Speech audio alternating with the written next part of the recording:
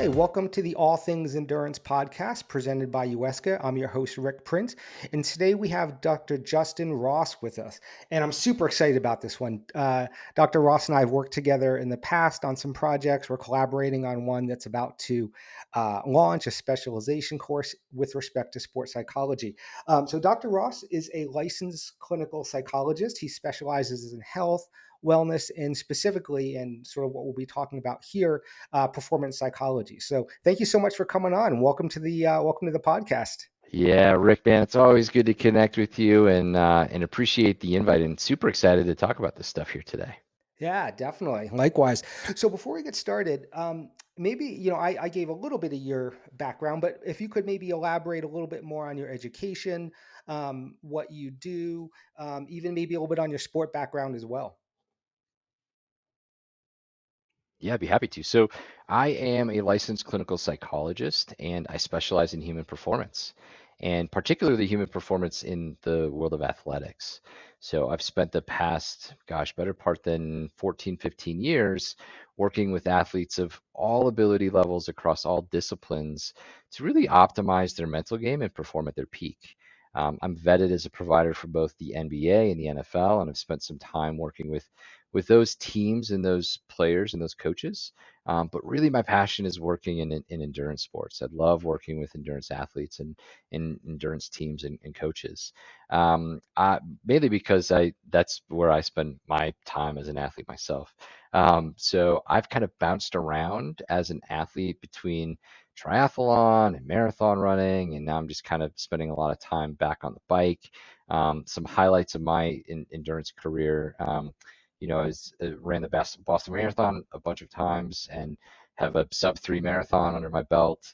I've completed a few half Ironman distance triathlons, and then just this past season, I rode the Leadville Trail 100 mountain bike race. So I've sort of experienced it all, and I just love it. It's such an important part of my life as an individual. Yeah, that's awesome. Well, thank you. Thanks for your background. Um, So I feel like, previous, maybe, I don't know, more than a few years ago, you didn't hear that much about sports psychology, or at least I didn't. You pick up a magazine or, go online. It was all sort of the physiology and strength training and all that. And I feel like in the recent years, I see a lot more about it and I hear people talking about it more. And I didn't know if you had any insight into why you think that sports psychology is getting more attention now. People are talking about it more. I didn't know if you had any thoughts on that. Yeah, of course. I mean, I think there's a couple of reasons. One, I sort of think about performance psychology as being sort of the fourth wave of understanding of what impacts our optimal performance. The first wave is really based around physiological training, and we've learned a lot, right, about energy systems and how to go about a training program and a training platform, whether that's for running, ultra running, cycling, triathlon. We have really good understanding of the physiological stresses, strains, and adaptations that take place. And from that came this understanding then around strength. So strength training sort of became then this sort of second wave of understanding, how to strength train in the endurance world and how that leads to, again, to stresses, strains, and adaptations. And then from there became the third wave around nutrition, and nutrition has gained a lot of attention. Most recently, and we've gained a lot of understanding around how to fuel properly. And now we're on the fourth wave, and the fourth wave is really around understanding the psychological principles that impact training and racing. And what's interesting to me is if we think about it, the mental side of sport is really, it's always been there. It's never not been there. Your mind has always been a part of how you show up and how you think about what you're doing, before, during, and after training and how you get ready for races. So the fact that it's getting a lot of attention now, I think to me just shows, one, there's just increased interest in this area, but two, I think there's this increased understanding of just how important making sure having an embedded mental training platform is to be able to optimize your performance and train and Yeah, race yeah. No, like you that would makes like to. sense. That makes sense. Which I guess leads to my follow-up question or topic.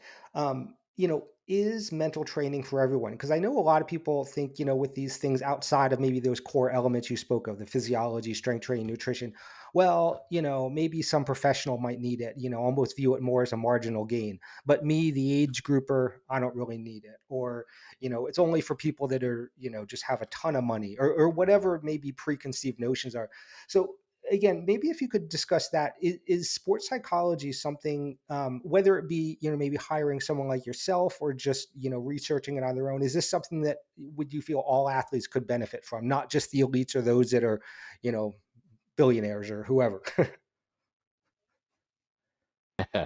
100%, right? The mental game is everybody's game, right? Everybody has a mind, right? And anybody with a mind can benefit from bringing some attention to this area of their performance. And yeah, maybe that means you hire a coach, or you sign up for a training plan. Or maybe that means you just work to better understand yourself as an athlete on your own, right? And I think the starting point for me is really always about awareness, right? Just bringing awareness to what's happening in your mind as you're getting ready to train, as you're out training, as you're finishing your workout. How do you talk to yourself? How does your attention drift, right? And what do you focus on? There are so many elements to break down the mental game, but the starting point is just being critically Hmm. aware of what's happening in your mental game so Hmm. that you can not only better understand it, but then you can develop some platform for training and enhancing it.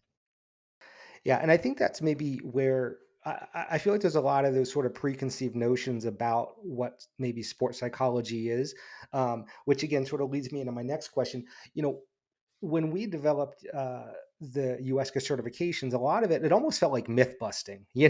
Like there's so much sort of out there that well, this has been out there for hundreds of years, and it just keeps feeding into people's minds. Or maybe someone's a 4 minute marathoner, so or 4 minute miler, and therefore whatever they say is the word of God.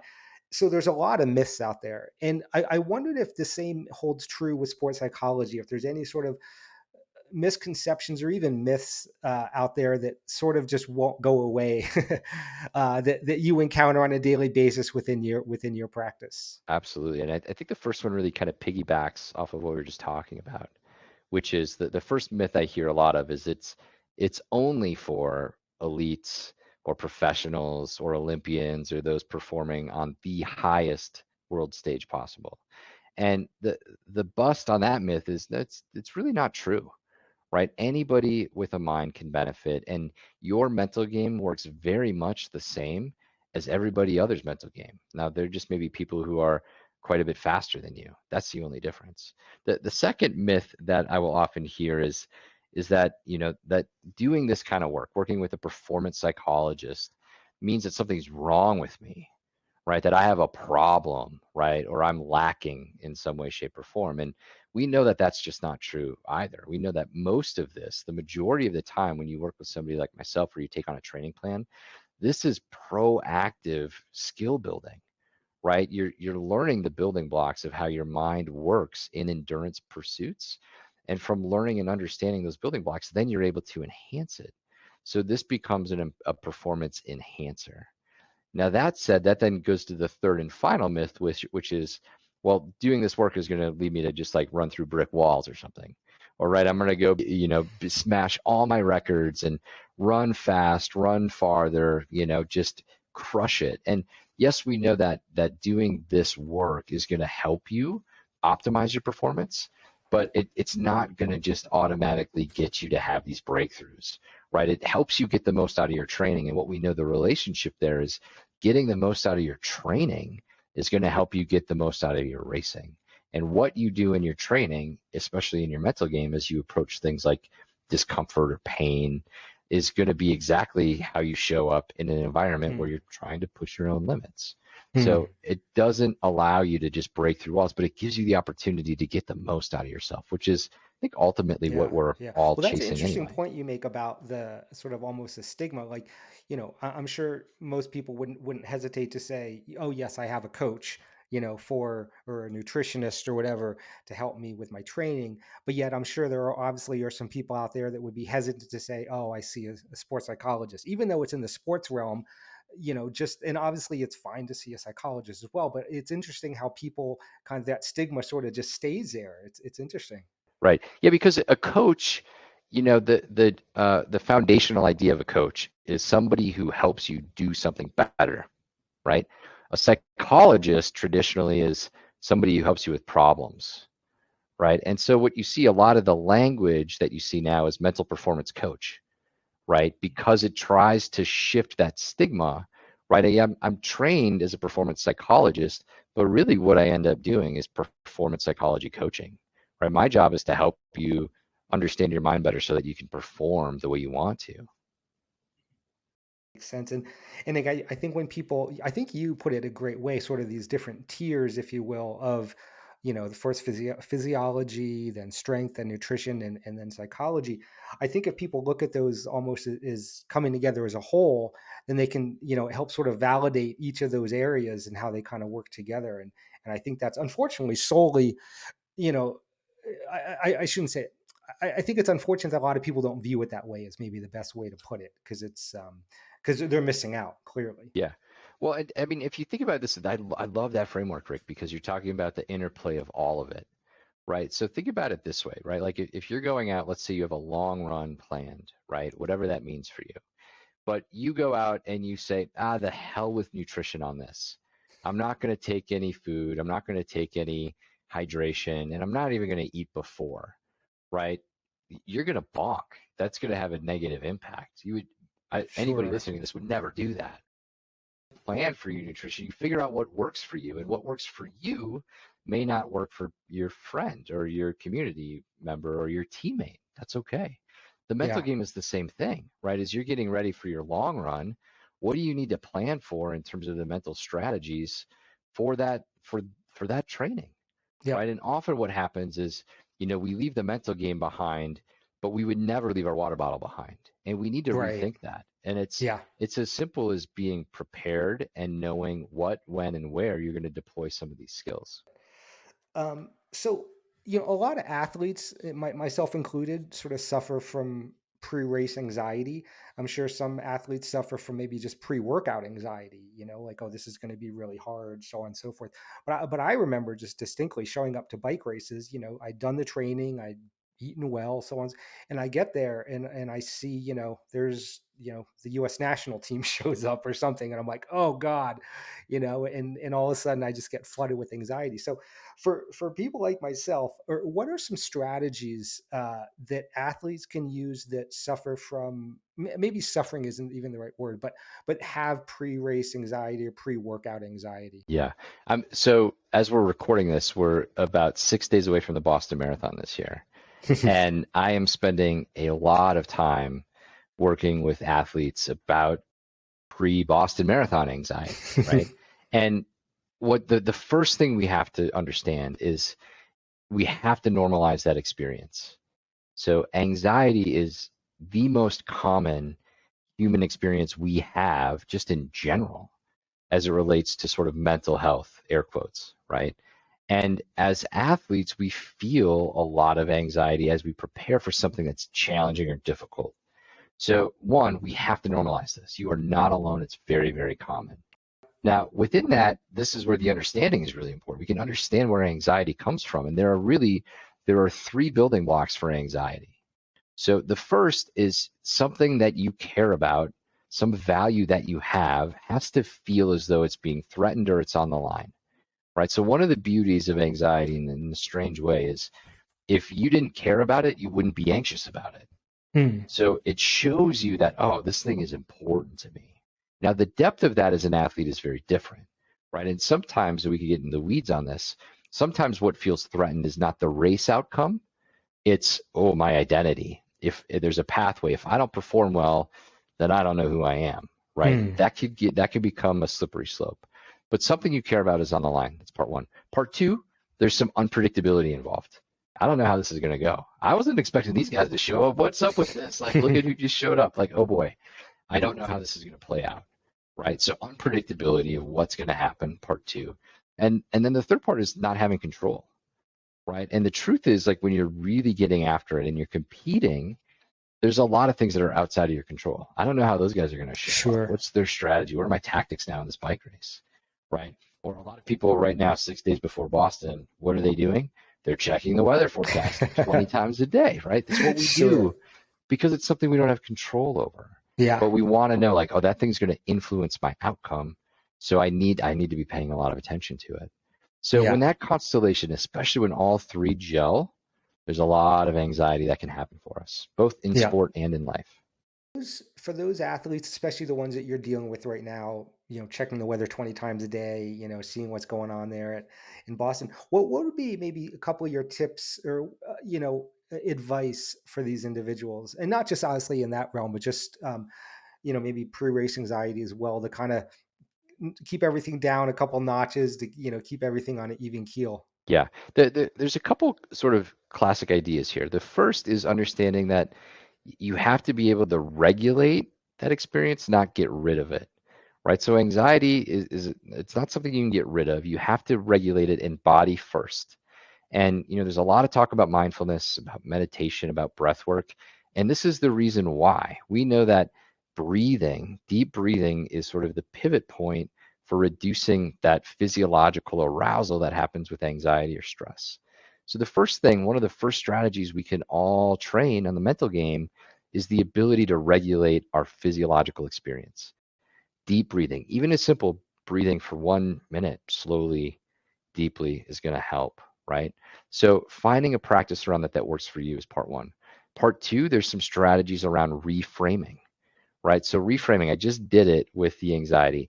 Oh, I'm not anxious. This means I care. It means I'm excited about, right? It shows the value and the importance of this in my life. So when you shift it, you reframe that thought that this isn't a problem, this is something that's important to me, it sort of takes off the bite, if you will, or the negative connotations associated with it.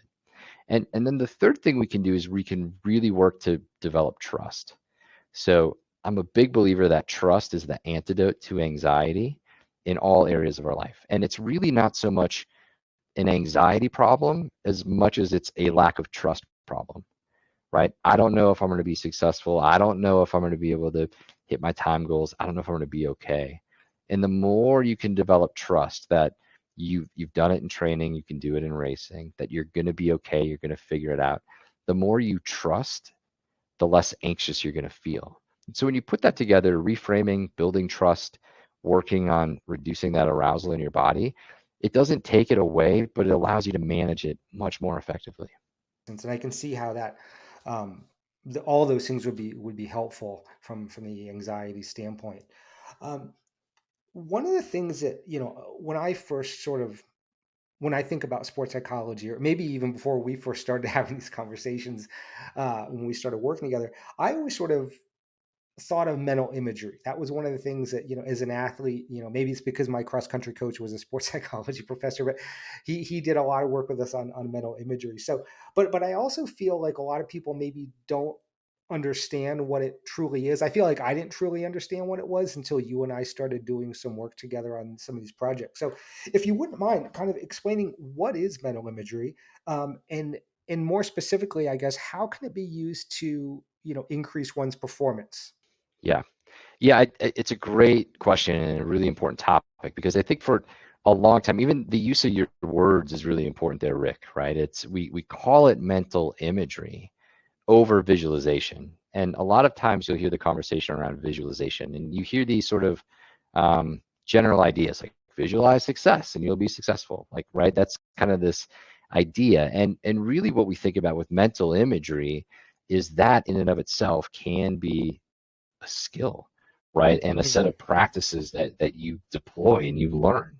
So the way that we think about this is through an acronym that's called PETLEP, right? So it's PETLEP,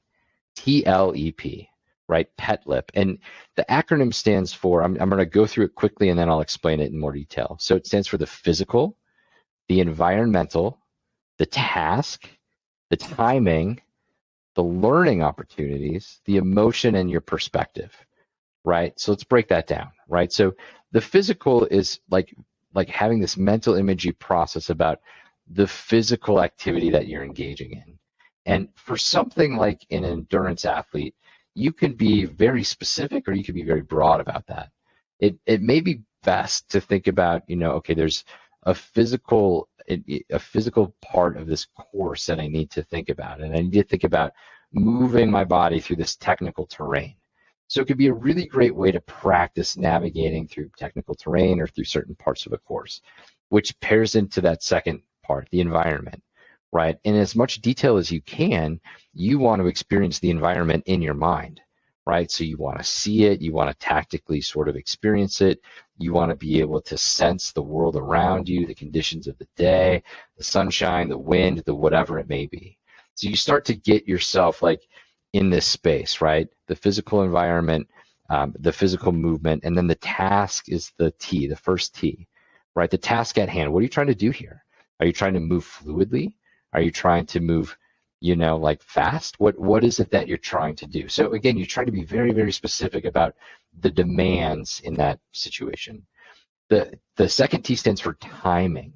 And this one is interesting because you can play with this in a couple of ways. You can have sort of real time timing, right? This is what it's going to look like in real time. But the beauty of mental imagery is it allows you to either slow it down. So you could think about being very, right, step by step, break it down. You could do it quickly. You can rewind it. You can see it backwards. You can see it forwards. So it allows you to have this understanding in your mind of just how you're moving and just what that timing looks like, right? The L is for learning. So taking that mental imagery as a way to sort of learn, like, okay, when I see it from this perspective, what am I learning about, right? In terms of maybe my gait or my function or my form or how I need to hold my body or what I need to do here, what I need to do there, right? So there's a lot of learning that can happen. The E is for the emotion, right? The emotional experiences of that moment. Imagine how you're going to feel, right? This is important, I think, a lot in terms of sports that maybe have high consequences, right? So mountain biking, for example, like, oh, I'm going to feel anxious in this moment going down a big descent. Like, oh, okay, you can visualize that emotion, maybe getting tense, and then you can work to, oh, I'm going to learn from that, and I'm going to visualize softening my shoulders, heavy feet, light hands, whatever it may be that helps you get through there. And then perspective is the last element of this, the last P. And perspective is really around thinking about your vantage point, right? You could be first person. So this is me going down power line on the Leadville mountain bike course. Or it could be me like from a drone shot up above, seeing it up above and then being able to see my gait and my form. So you can play with that perspective as well. So all of that is to say it's complicated, right? And it really involves a lot of details. If you really get into the weeds, some people would go as far as to say, if you're going to do a mental imagery practice, have all of those stimuli that you're going to have on race day. So Mm. put on your running shoes or wear your singlet or go in the garage and sit on your mountain bike and close your eyes and go through this practice. So it can be very, very detailed. The best, the most advantageous place I've seen that this works is maybe not an entire course. You're not going to mentally review an ultra marathon course, but it really helps you think about these are the moments that are going to be the most difficult, or these are the parts of the course that are going to be the most challenging, and I need to really plan for and prepare for them. So I'm going to take this PETLEP approach. I'm going to weave it into my training and do this for a dedicated 5 to 10 minutes, maybe a couple times a week to just really help me navigate that part Yeah, of race day. well, and that's a great point because I feel like when I attempted to do mental imagery, I would do it like the day of. And right, like and I don't know if a lot of your patients do that, but versus appreciating it for what it is, and it's a training tool like anything else, and you actually have to, God forbid, train it and like you would, during like you would a physical aspect of it. So do you find that a lot of people, maybe the people that are newer to the mental training side, come into it with, okay, I know I need to do this. I'm just going to bang it out the day before Leadville or the day before Boston. Hopefully it'll go well, versus actually integrating it into their training program. Yeah, I do, and I see this changing. I think for Mm. a long time, and it still happens. I'll get a lot of calls like the week before or 2 weeks before, and it'll be like, "Hey doc, help me get ready for X and X event. And and it's great. Yeah, absolutely. Let's figure it out. We can help you. But the conversation is almost always, tell me about what you've been doing in your training, right? You've Yeah. been in this training block for a few months. What have you been working on already? And the truth is, without knowing, sometimes without knowing, people are already embedding some of these psychological practices in and out of their training. They're Hmm. already doing that because that's just how our minds work. They're with us everywhere we go. Yeah. So I think that's a big part of it is then working backwards. Tell me about what you've been doing and let's start from there. So the next thing I want to chat about is flow state and clutch state. Again, these are two things I feel like I hear all the time, but maybe I'm not quite sure exactly what they are. Whether it be, someone, like Steph Curry can just put up, 100 3 pointers in a row, and unlike me, like I mentioned, I show up, I get anxiety, and the wheels come off. Other people, that they seem to thrive during those times. The more adversity, sort of, almost, I'm assuming that's more of a clutch state. But maybe if you could go through maybe what the definition is of flow state, what the definition of clutch state is, and is there a way to, like, flow state, get into flow, because again, I'm assuming that these definitions are maybe not well understood. Yeah. Well, yeah, I love flow state. I love the whole idea around it. And I think everybody listening has had that experience in sport of being in flow state. And my guess is you can just easily recall it like, oh yeah, I remember that one time, right? And there's this sort of this feeling that coincides. It's like this effortless absorption in the moment, in movement that occurs. And there are a couple of things that tend to gel when we get into a flow state. So first of all, this comes from a psychologist who was talking about optimal human experience. And his perspective was like flow state is an optimal human experience that we have. He wrote a great book called Flow. His name is Mahali Csikszentmihalyi, which is kind of a hard name to pronounce, but if you type it into Google Flow, you will find his research and all of the work that's come from that. So a couple ideas around flow. So flow is this experience that we have when a couple things come together. The first is it has to have this sort of right balance between challenge and skill, right? And so what will happen is flow is kind of inaccessible when the challenge is low. So think about like kind of a recovery day or even like a low aerobic base training day. Probably not a great opportunity for flow because the challenge is low, right? Likewise, if you're trying to keep up with, say, like Eliud Kipchoge, right, who's the world's fastest male marathoner, maybe ever, by the time everything is done and dusted, none of us are going to be able to keep up with him for more than a block. And so when the challenge is way too high, we also don't have that ability to tap into flow. So flow needs to be just challenging enough, right? Where we have to concentrate, where we have to be focused, we have to be present, right? So those are the other really important ingredients. It has to be requiring a deep sense of present focus without worrying about the outcome. So often a flow robber, if you will, a flow robber is when we're worried about outcome and we're checking our watches or our bike computers and we're paying too close attention to the metrics and we're not in the moment. So when we can have this challenge that's maybe just at the top of our ability levels that pushes us forward, when we can be deeply focused and concentrating on the present moment and the movement itself, not the numbers about the movement, but the movement itself, when we have low judgment about those outcomes, we're not worried about what that's going to say or what other people are going to think about it. And we have this ability to be deeply to just be deeply concentrated without distraction, right? So this is a hard one, especially like in the indoor season, if people are on a trainer or on a treadmill and people are asking for their time or attention, they're checking their phone. Those are all areas that are potential flow robbers as well. So, how does that differ then from a clutch state? Because again, two terms out there that I feel maybe are being erroneously sort of uh, viewed as the same. Yeah. So like sometimes we have this. just general idea. Flow state may be related to what we call letting it happen, where you can't really pressure flow. You can't go out on any day and say, like, I'm going to hit flow, right? You cannot make it just happen. You can create conditions for flow, which we just talked about. Those conditions are going to give you the opportunity to hit that. But anybody who's really been in flow, it's kind of a rare event, right? It's not going to happen Sure. every single day. Now, clutch state, on the other hand, we sometimes where flow is letting it happen, clutch state is more what we call making it happen. So clutch state occurs when you are very clearly trying to execute something, right? And so again, easy days, tempo days, or, I'm sorry, easy days or recovery days are not great options for clutch state. Those harder workout days give you the opportunity for clutch state.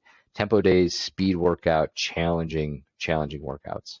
Because there's a moment where you are going to have to make a decision. So clutch state is like, holy smokes, this hurts. I'm uncomfortable. I've got a few more reps to go. I really need to be focused on staying on top of my paces or really pushing the effort or really challenging myself to move forward.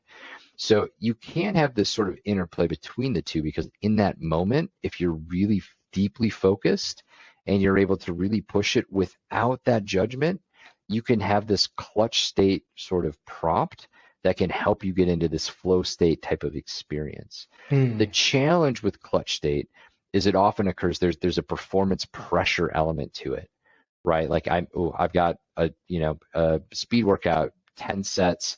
I'm on number 6. I really need to hit these, and if I don't, I'm going to feel bad about myself, right? That judgment underneath it can be a flow robber, but can help you like really make it happen when you need to for a clutch state type of experience. So no, that definitely helps to differentiate between the two of those. You said something which I thought was interesting about those things as well, about um, not being concerned with respect to flow state, not being concerned about what other people are thinking, which kind of leads me into my next topic or thing to talk about is social media. There's also, whether it be Facebook, Instagram, Strava, sharing workouts, usually your best ones, um, so on and so forth. And that's one thing that I found, certainly, and I'm sure everyone finds on social media. Everyone puts their best thing out there, whether the vacation they went on, the best workout they're on. How does that, do you find with your athletes that you work with that is sort of a big thing, as far as like, oh man, yeah, I thought I was doing great, but then I logged on to Bob Strava, I checked out, and he's like, he's 3 minutes faster than me up that, KOM. Um, so I guess maybe the question for you is, how can we as athletes use social media as a positive, as something that can help us with our training and motivate us, and not take us down this sort of deep, rabbit hole of, oh God, I suck. Everyone out there is better than me, and everyone's going faster and running further. So, any thoughts on that? Yeah. Oh, for sure. I mean, I think one, it's sort of like anxiety, right? In terms of the starting point. The starting point is normalizing that as a human experience. But we are comparative by design. That's just how we are. That's how we've evolved. And we typically will compare against three standards, right? The one standard is to somebody else, right? Bob Strava. But really what we're comparing it to are the other two, right? Maybe a former sense of who we were, our capabilities, or an idealized version of our capabilities and our Mm. desires. So what will happen is it's not so much Bob's Strava. It's sort of this idealized sense of, gosh, I wish I could do that too, right? The problem with social media can be really, really great. But the problem is what you said earlier. Everybody is posting sort of the best part of whatever, right? And so it's this grandiose experience. And if you go out there, somebody's always having an amazing day. They've done a fast workout, they've done a long ride, they've been on this amazing adventure, they've been to a cool place, they had this amazing vacation. And if you use that as your reference point, that reference point can blow you up. So it's about really managing our relationship with comparison. So you can't get rid of comparison. You'll often hear that, like, just stop comparing yourself to others. Like, that ain't happening. There is no Mm. possibility to reduce that. but you can regulate that comparison. And when you can run it through that channel of like, okay, what am I really comparing it to? Right? And what does that say about what I'm working for? It's usually pushing us to do something that we haven't yet done. Right? Hmm. I really want to travel. I really want to go on adventures. I really want to be faster on the bike. I really wish I had more time to dedicate to training or to running or racing or to qualify for this event or that event. So when you can bring it back to what values is the comparison pointing you towards, and then is there a way that you can embed working towards those values, it can take the sting off of Bob just being really fast going up Pikes Yeah, Peak. no, that's a great point. And I didn't even think about it in terms of, your previous self, like, I used to, I guess you hear about that, a lot of times with like football, like, well, when I was in high school, I was I took the team to state, and now I'm, you know, 300 pounds and overweight, and how do I get back to my former self? And but you do hear that a lot within the endurance community. Oh, I put out, I could do this section at 25 miles an hour, now I can only do 20. do does that become a major sticking point that you found for a lot of athletes that just can't seem to get over that, like, what they used to be able to do versus what they are now, even though they're aware that, okay, now I have family and full-time job, and I didn't have that before, and but despite all that, they're still kind of stuck. I think it's an undiscussed challenge for masters athletes Yeah. and for athletes, adult athletes going through transitions, like you just referenced, right? Having a family, right? Increasing career responsibilities and demands, moving, right? Yeah. Whatever it may be. And we hold on to those former versions of ourselves, and it can be really hard to look back and say, gosh, I'm only able to train half the time I was able to train before, and yet I'm really holding on to wanting the same performance outcomes that I had Yeah. previously. And part of it, it's like it's hard work because you have to acknowledge that yeah, life has shifted, and you can still identify as being an athlete without that having to be determined based on any kind of outcome goals. You can consider yourself to be a runner, whether you're running 15-minute miles or 10-minute miles or 5-minute miles, right? All of those are Sure. still a runner identity, or 100 Yeah. miles a week or 15 miles a week. And yet what will happen for us is we get locked into these identity states of some version of I'm only an athlete if, or it only Hmm. counts if, and then insert number. And the Yeah. numbers are based on volume or speed or pace or Yeah. you name it.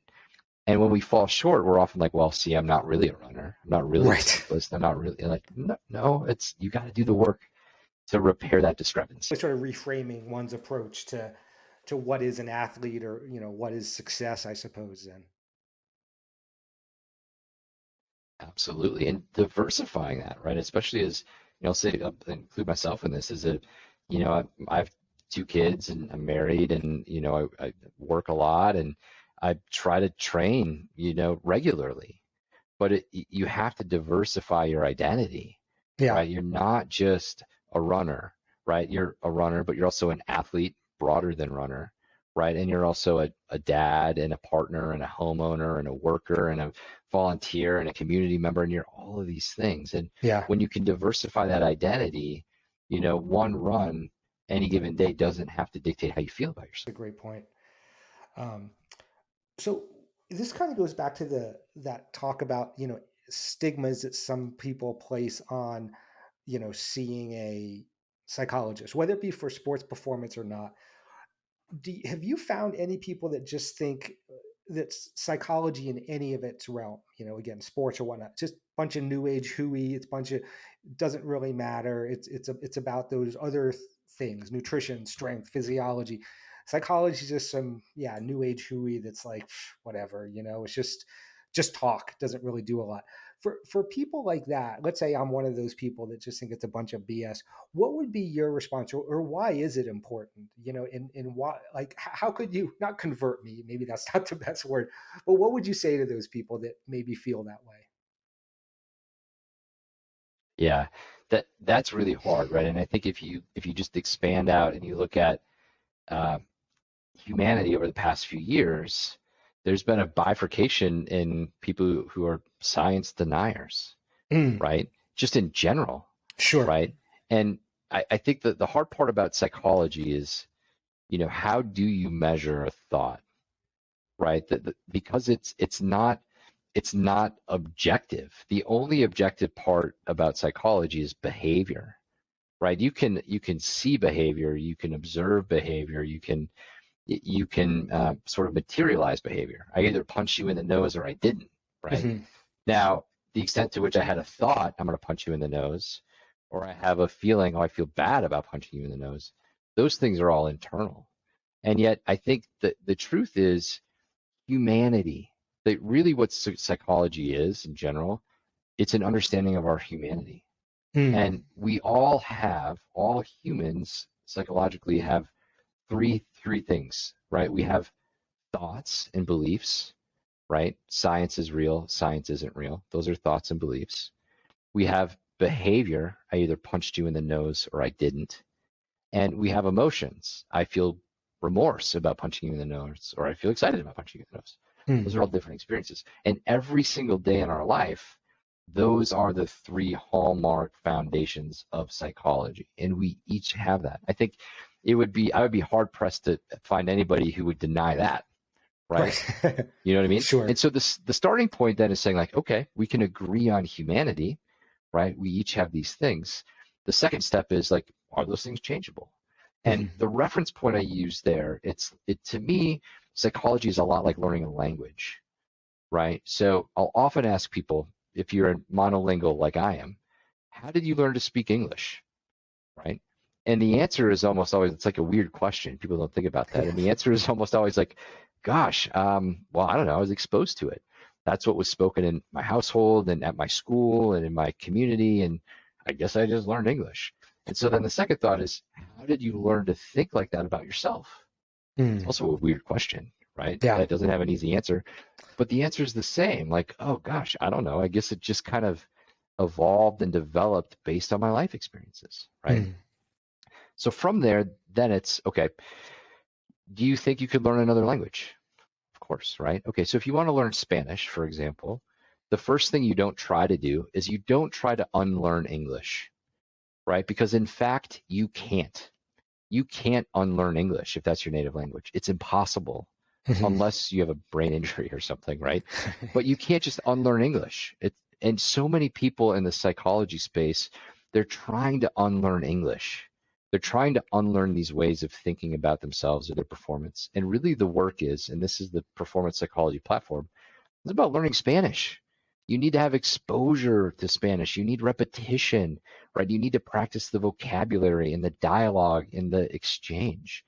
And over time, what you'll learn is that this thing, I'm holding up the number one, it's one and it's also uno. And over time, you get to choose. You can decide if this is one or uno.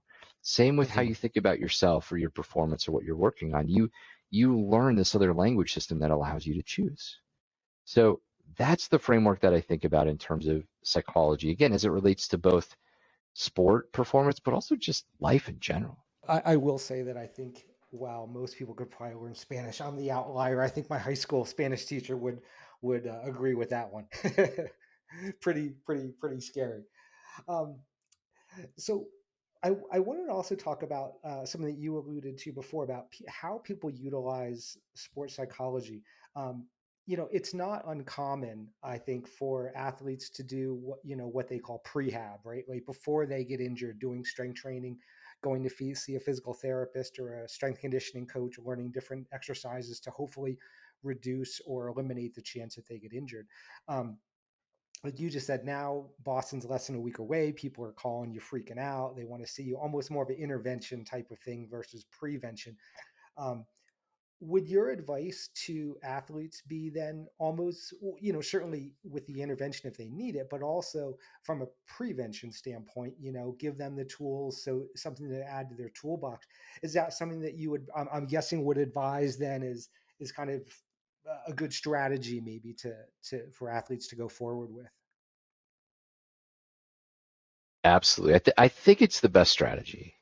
right? And the I guess the beautiful part about the mental game is you can really start at any point, right? It'd be really hard if somebody called me and said, "Hey, Boston is in 6 days. I haven't been training at all. Let's get after it. Like, do you Yeah. think I can get ready?" Be like, that might be that probably not advised.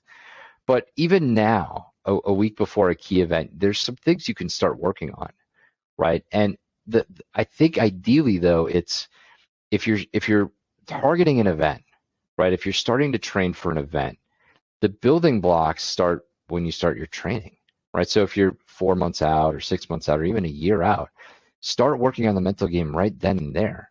Make it as much a part of your training as you make the physical and the strength and the nutritional understanding, right? If you're in the middle of a cycle, right, or you're not necessarily training for any event, but you value lifelong connection to athleticism, you can do some work then and there. And it always starts with awareness has to come first. And once you have that deep pillar of awareness, then you can start to scaffold these other skills. But I think doing it more proactively up front is always That advised. makes complete sense. So, sort of piggybacking on that, let's say, okay, I want to go reach out to a sports psychologist or someone that can help me with this, help me with my game. Who do I go to? Like, what are there certain credentials, certain letters after people's names that I should be looking for? Are there any people oh God, just stay away from them? Anything with that respect, as far as, and maybe it's a tier structure, sort of this is the sort of top tier, second tier, but I wanted to get your thoughts on what athletes should be looking for when they go out to try to find someone to work with. Yeah, I think, this may sound weird, but maybe the most important thing is you trust your gut, right? And when you meet with somebody or you sit down with somebody, does it feel like they get what I'm talking about? They understand it and they can help me, right? Because I think there's a broad range of people in this space now that are very, very well able to do that. So sort of the top tier from a training perspective is somebody with a doctorate degree. So clinical psychologist, right? That's the degree that I hold, right? Underneath that are sort of master's level trained, licensed mental health providers, right? They could have an LCSW or an LPC, but they're licensed to practice counseling in their state, right? And I do think those credentials are really important because underneath that now you have what's called the CMPC. And a lot of people are getting this. It's a certified mental performance coach. Now they can help develop mental skills, but they can't do anything in the counseling arena, right? They're not credentialed, they're not licensed in the state to practice anything on the mental health side. So they're really handicapped, right, in terms of what they can do. I also think there, in my opinion, that people need to be involved in sports in and of in them in their own lives Yeah. or have Yep. a history of that to be able to really have expert status and being able to talk about this stuff. Yeah. Right. And the beautiful thing is, I think this profession and this field really does attract people who are already highly involved in athletics in the first place because it's profoundly meaningful. But I think finding some version of that, a licensed provider who's involved in sports, who you have that intuitive understanding, like this, I get this person gets it, they understand it, and they have expert status to help me grow and move along. That's what you're looking for. Got it. So a couple of the last things I wanted to talk about, and this is something that I thought, it was great that you mentioned in some of the content that you created for USCA previously, was that, when a coach or maybe anyone says to someone, well, in some context, I think you should reach out to a mental health professional, whether it be sport or whatnot. I think in your words, it doesn't always land well. Because again, perhaps of the stigma that some people have surrounding that. Um, so any thoughts on, if a coach is working with an athlete that they feel would benefit from seeking out a sports psychologist, or if they feel that, maybe there's just a lot of things going on with this individual that they would just benefit from seeing a psychologist in general? Any strategies in place that, as far as maybe specific verbiage that coach could say to that athlete? Yeah. Yeah, it's delicate, right? And I think it often it because we know it's delicate, we often refrain from having the conversation Yeah. because we don't want, as coaches, I don't want this to be seen the wrong way. I don't want to make things worse. I don't want to make them feel like anything's wrong with them. So I think the starting point is always to try to validate first, right? Hey, I see how hard you're working. You're working really, really hard and you're making a lot of gains and you're growing stronger and whatever it may be, but make a specific point of validation first, right? The second then is to weave in the concern. I'm starting to get a little concerned about this. And this should be as specific as you can, right? About the anxiety you're experiencing around race day or around, like, sometimes we talk about disordered eating or eating disorders, about some disordered eating that I'm concerned about impacting you as a human in your performance. So make a concern there as well. And then the third is sort of making a request to sort of think about how you go about approaching this. Now, sometimes the request is sort of a collaborative problem solving type of question. So based on that concern, I really think we should think about getting some help and some treatment. What do you think about this? Right? And often when you just stop and give space, and if you have that embedded relationship, what you're hoping for is the athlete is going to say, gosh, coach, you're right. I've been really anxious, or I've been struggling with diet and nutrition and whatever. I've been struggling, and I think you're right. I don't know what to do, though. What are your thoughts? And what you're trying to do is you're trying to get that connection on help is needed, right? Because without that internal understanding from the athlete of, yes, I agree, and yes, I'm willing, it can feel like a moment of tension. So the Yeah. first problem you're trying to solve is the sort of the motivation to want to change, right? So I agree that this is going on and I am willing to get help and assistance. That's a perfect spot for you to then say, like, okay, now let's think about what that looks like. It can create a lot of tension and conflict, and also create some disruption in the relationship when it comes down heavy-handed. Hey, Rick, you need to go see a psychologist because of A, B, and C. Like, no, I'm not doing that. Yeah. Right. So trying to get that buy-in up front is really important. So again, to sort of piggyback off that, in my previous life, I worked as a personal trainer in New York City, and I was shocked about the things that my clients would tell me. Stuff that I wouldn't even tell my best friend. They're telling me. And what I learned is I kind of feel like it fits in almost like that hairdresser cab driver type thing. You're not, I mean, you're friendly, but you're not like best friends with this person. You don't run in the circle of friends. You're not there, you don't work with them. You're not a colleague. You're not family. So you're kind of this, at least I always felt sort of this odd position where they felt really comfortable telling me all of these really intimate details of their lives, knowing that it would probably end with me and it wasn't going to go anywhere. It was just almost like therapy, but I wasn't saying anything back. um, but it was really awkward because again, some of the stuff they would tell me, I'm like, oh my God, like, why are you telling me this? And I had no idea what to do with this. And I've heard from coaches, because a coaching athlete, it is a relationship.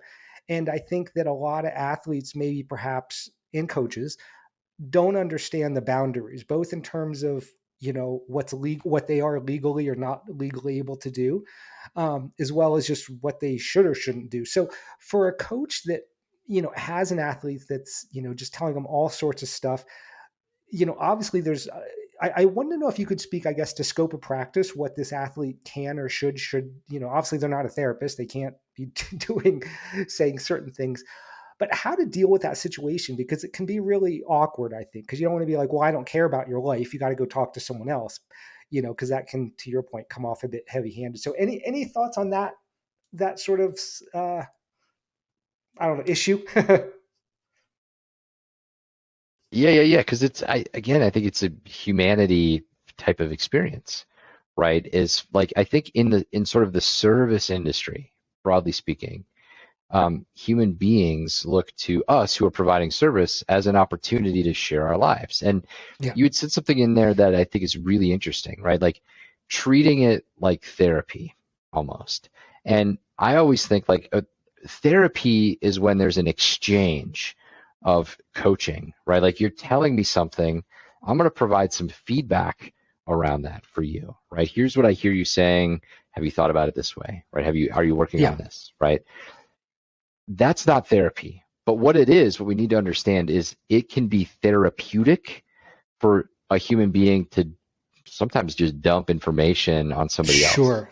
It's cathartic. I just need to tell Rick, I got to tell you this, man. Listen to what happened. Blah, blah. And Yeah. they drop it on your lap. And so it can be confusing because you're like, do I have to provide, what am I doing with this information? Yeah. And sometimes the only thing you need to do is you just need to listen. And you Mm. just need to be a human being. And you need to understand that this person is just trying to communicate something about their lives. Now, what we listen for, if you're a coach in this space, is if your intuition is kicking up and it's like giving you the this feels weird kind of vibe, then it's probably something you need to pay attention to. If it happens once, it's one thing. If this starts happening repeatedly, like, gosh, so and so is always coming to me about their marital problems or their financial problems or their child problem, whatever, like then over time, it might be back to that conversation we just had. Validation. Gosh, I really appreciate you feeling comfortable and sharing this with me. But my concern is I am not, I don't know what to do with this sometimes. Yeah. So I wonder what your thoughts are. It seems like you got a lot going on. What do you think we should do to kind of help you move this along? Gotcha. Scope of practice is important. You have a relationship with somebody to provide coaching on a specific thing. That is your scope of practice. Yeah. People are going to extend that bounds frequently and often. You just have to be prepared for That's that. one of the things, coaching similar to, the personal training profession is they're both unregulated, right? There's anyone can go into these space. There's not like, unlike there's no PhD in coaching, there's no license or anything like that. So I do feel like there's that scope of practice isn't really taught as much as it should. And one of my concerns with coaching is always, well, when people ask about, nutrition or psychology, like what are they saying? Like what are they saying to these athletes? So I appreciate that feedback there. So I guess maybe the last thing to kind of wrap it up here is, you know for the athlete that's fairly busy, that maybe has family and they have a job and all sorts of things. If and maybe this isn't even able to be answered, but if an athlete, let's say, has an hour in totality a week to maybe work on their mental game, what are there any specific things you would say, okay, these are the things I would work on? Or is that more of a sort of a customized thing based off what they would need? I didn't know if there was a way to kind of blanket that. Yeah. I mean, I think as a general approach, right? I think the general approach is, thinking about every day that you're training as an opportunity to work on the mental game. And so my approach is really thinking about there being three time frames to the mental game as it relates to training. There's sort of the pre-workout, there's the during the workout, and then there's the post-workout.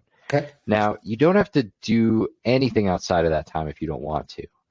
But the basic idea is like as you're getting ready for your workout, you have to start noticing like, okay, what's showing up for me? Are you feeling anxious? Why? Right? What threats are there? Are you Hmm. feeling excited? Cool. What's that about? Right? And then how early does that start? And what I've often noticed, myself included as an athlete, is like those harder workouts that I know are on the schedule. Oh man, I start thinking about them a day in advance. Yeah. Like, oh man, I got that. That's a doozy tomorrow. Holy smokes, I got to start preparing for that versus like an aerobic day, it's like, oh, I got to get out the house because the kids and the things, and I tie my shoes and I got to go right now. But do something to prime your mind before you go. That's part one. Part two is then when you're in the middle of your workout, pay really deep attention up front. That's the starting point. What Okay. happens in your mind? How much focus, attention, and concentration do you have? When does it drift? What happens in your self-talk on days that are easy or on days that get hard? When do you talk yourself out of doing something challenging versus coach yourself and encourage yourself to keep pushing? There are a million ways to slice that, but paying close attention to what's happening so you have a framework of like, oh, this is maybe the area I could do some work is really important. The third timestamp then is how do you put your workout away? And we have this skill, we call it self-efficacy. Our beliefs about who we are as human beings and as athletes are built on what we do. And so if you have a ride, so for example, I did a group ride today in Denver, right this morning. It's early morning. It's kind of like the first one. It was, like the whole gang was there. It's like 100 athletes out there doing this group ride. And it's a loop we always do. And about 2/3 of the way down, there's this big descent around a curve. And somebody next to me clipped a pedal on the curb and it kind of freaked me out, right? Because I heard it was really loud. We're going like 28 miles an hour going down this thing. And I kind of sat up. And what happened there is I then got dropped, right? I couldn't like I freaked me out. I got anxious and I couldn't catch back up, right? And so I spent, I just kind of soft pedaled in, whatever. It was fine.